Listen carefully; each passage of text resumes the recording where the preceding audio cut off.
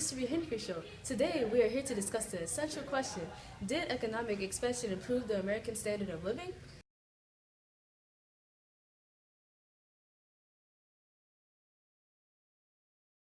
We will start with Ms. Chama, who believes that economic expansion did, in fact, improve the American standard of living. Let's watch. Hello, I'm Ms. Chama, and I'm here to discuss how economic expansion did, in fact, improve the American standard of living. So, it all started with the Industrial Revolution, which occurred during the 1700s. There were a variety of pull factors that brought immigrants from Europe and other surrounding areas to North America. Some of these factors include freedom, a stable government, economic opportunities, and the opportunity to make profit. With the Industrial Revolution came a plethora of new inventions and technology that we use in our day-to-day lives today. Some of these inventions include the telephone, the light bulb, the airplane, and hydroelectric power plants. Could you imagine being without all of these inventions that we use in our day-to-day lives? Could you imagine how much harder life would be?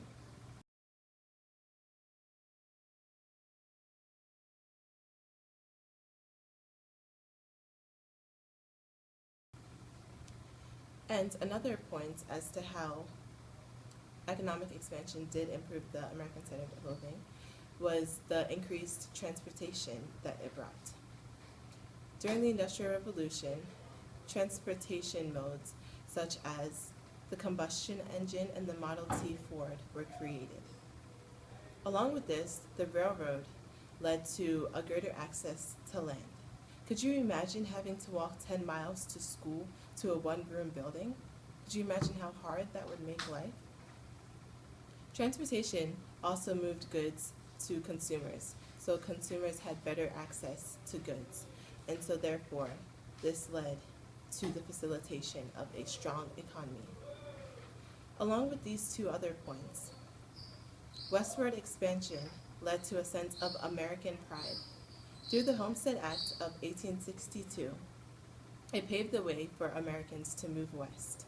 Although the Industrial Revolution did have its plethora of advantages, it was a little crowded after a while. So by moving west, people were able to establish a home for themselves and able to make a new lives for themselves over west. Through the Homestead Act, this established a sense of manifest destiny, a sense of American pride in living the American dream. This gave people who moved west a free 160 acres of land. They were able to live on the land for 5 years, and after this 5 years, they were able to apply for a deed for the land. They built homes and grew crops, and this helped establish settlements for Americans and opened them up to a new home away from the urban cities. Along with this, the government helped the Indians to assimilate with the new settlers who moved to the west. The government provided education for the Indians, in which they were able to learn English and move up in society. They were also taught domestic tasks. The police officers also offered services and Christianity to the Indians.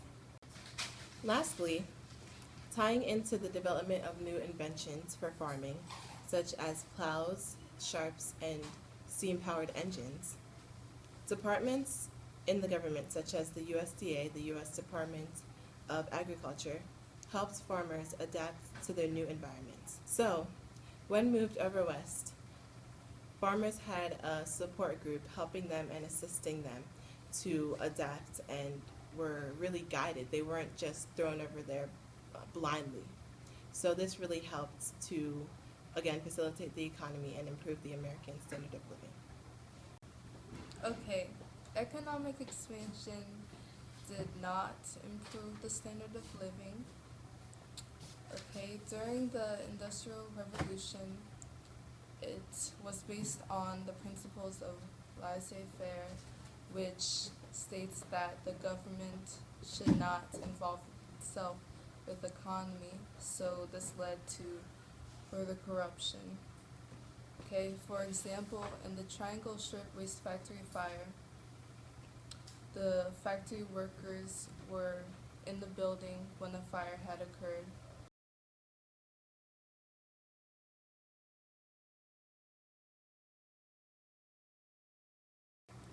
Another way that economic expansion led to corruption is during political machines were based on favors, so that led to a lot of fraud with voting and